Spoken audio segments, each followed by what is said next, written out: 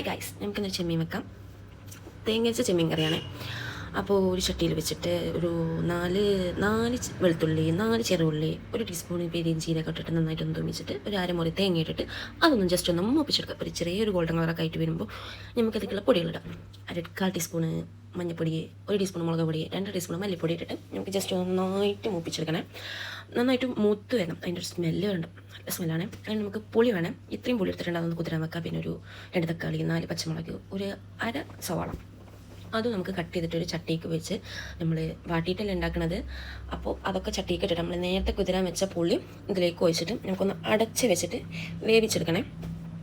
നല്ല ടേസ്റ്റാണ്. എല്ലാവരും ഒന്ന് ട്രൈ ചെയ്ത് നോക്കണം. ഇതിൻ്റെ ഉമ്മാൻ്റെ റെസിപ്പിയാണ്. ഞങ്ങളേതായിട്ടുള്ള ഒരു സ്റ്റൈലിലാണ് ഞങ്ങൾ വെക്കണേ.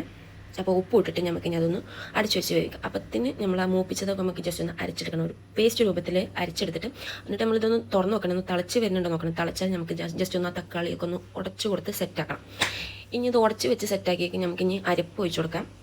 നല്ല പേസ്റ്റ് രൂപത്തിലായിട്ടുള്ള അരപ്പ് നമുക്ക് അതിൽ ഒഴിച്ചു കൊടുത്തിട്ട് ജസ്റ്റ് ഒന്ന് ഇളക്കിയിട്ട് മൂടി വെച്ചിട്ട് നമുക്ക് ഇനി ഒന്ന് തിളച്ച് വരണം. അതോളൊക്കെ ഒന്ന് പച്ചമുളകൊക്കെ മാറി ഒന്ന് തിളച്ച് വരുമ്പോഴത്തേന് നമുക്ക് അതിലേക്കുള്ള ചെമ്മീൻ ഇട്ട് കൊടുക്കാം. അരക്കിലെ ചെമ്മീനാണ് ഞങ്ങൾ ഇവിടെ എടുത്തിരിക്കുന്നത്. ചെമ്മീൻ ഇട്ട് കൊടുത്ത് നമുക്ക് ഇനി അത് മൂടി വെച്ച് ചെമ്മീൻ ഒന്ന് വേവുന്ന വരെ നിൽക്കാം. ചെമ്മീൻ അധികം വേവൊന്നുമില്ല, ഒരു കുറച്ച് വേവ് മതി. ഒരു 2, 3, 4 തള വന്നാൽ നമ്മളെ ചെമ്മീനും വെന്തു. ചെമ്മീനും വെന്താൽ നമുക്ക് ഇനി ജസ്റ്റ് ഒന്ന് തൂമിച്ചെടുക്കണം. ഈ തള വരുമ്പോൾ സ്മെല്ലുണ്ട്. ഇപ്പോൾ പറയുമ്പോഴും വായിൽ വെള്ളം വരും.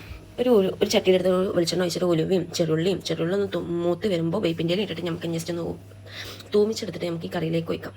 ഇത് ഇത്രേ ഉള്ളൂ. നല്ല സിമ്പിളായിട്ടുള്ള നമ്മളൊരു ചെമ്മീൻ കറി റെഡി ആയിട്ടുണ്ട്. എല്ലാവരും ഒന്ന് ട്രൈ ചെയ്ത് നോക്കണം. എല്ലാവരും ഒന്ന് സബ്സ്ക്രൈബ് ചെയ്ത് കാണണേ. Thank you for watching. By.